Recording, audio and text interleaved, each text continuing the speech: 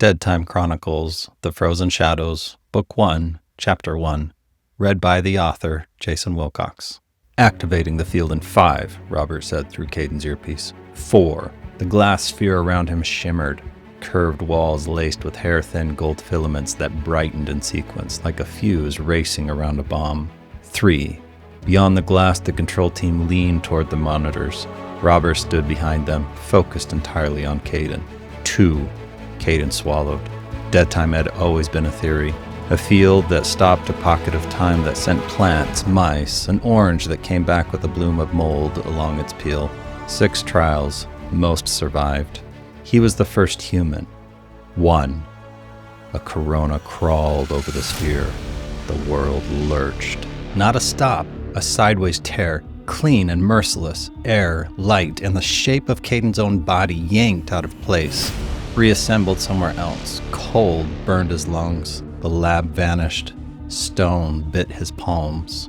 He was leaning on an altar the size of a car hood, its surface gritty with frost and carved with runes worn to ghosts.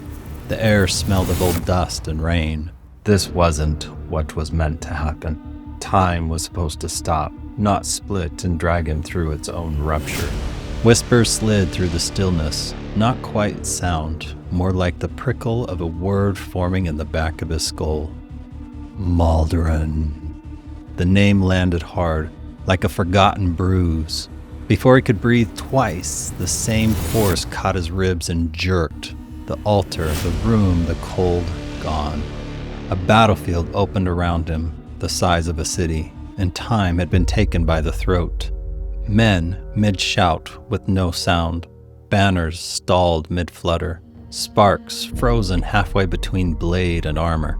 20 feet away, a demon's claw hovered a hair from a soldier's face. Dust hung everywhere in a golden haze, each grain suspended. At the front line, a figure in pale gray armor held out a hand, commanding what Caden couldn't see. The metal drank the dawn and threw it tenfold. His stance broadcast authority. The knight's face was Caden's, older, harder, a face hammered by years he hadn't lived, but still him.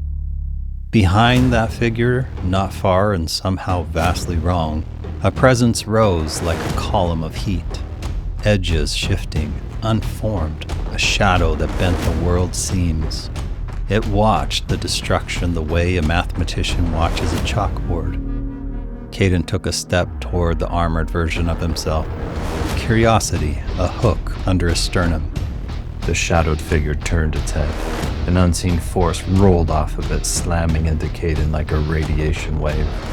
Pressure spiked inside his skull.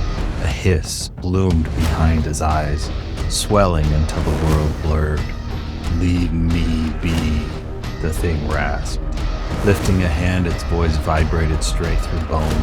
Power struck again, raw and focused, enough to kill him outright if the field hadn't folded, flinging him backward into the torrent. Light shattered, the battlefield broke. Heat flared through his chest. Mauldrin. The name returned. Multiplied. 100 voices, 1,000. The sound wasn't sound at all. It was a current running through him. Images smashed into him in jagged flashes. A throne room swallowed by fire. A city's spine sawn open and left to smoke. A creature the size of a bus bending over a glowing golden sphere, its surface veined like a living heart. He wanted to breathe and couldn't. His body stretched, thinned, threaded across places that remembered him. His essence spun like paper scrap a drain. Then abrupt as a film catching on its last sprocket, everything stopped. Through the charred fragments, a man stepped forward as if he had been there all along. Older, broader shouldered under a long coat, silver threaded through his beard and hair. His eyes were iron, not unkind, not soft, unyielding. He recognized him. On field ops, Caden had caught that figure at the edge of sight, the tail that vanished at the instant he turned. Never more than a few times, never proof. And now he was here, inside a world where time was supposed to be stopped. Around the edges of the stillness, the hissed voices found a new word to hold. Doblin. The man lifted his arm as if to test the air. The visions collapsed like tents cut free of their ropes. He looked at Caden, and the look had weight. Mauldrin, he said. The word wasn't a name, it was a grip. It pulled. Caden reached out without planning to, every nerve dumb with the need to know. The fingers touched, and the world reversed its flow. He slammed back into the chair inside the sphere. The quiet sounds of machinery rethreaded themselves through the floor.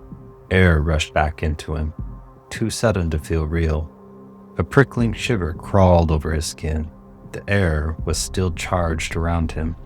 Caden, we have you, Robert said, controlled and thin in his ear. Sit tight. He didn't answer. He couldn't move yet. The lab came back in slices, Robert giving orders, scientists staring at him. The smell of working monitors and steel.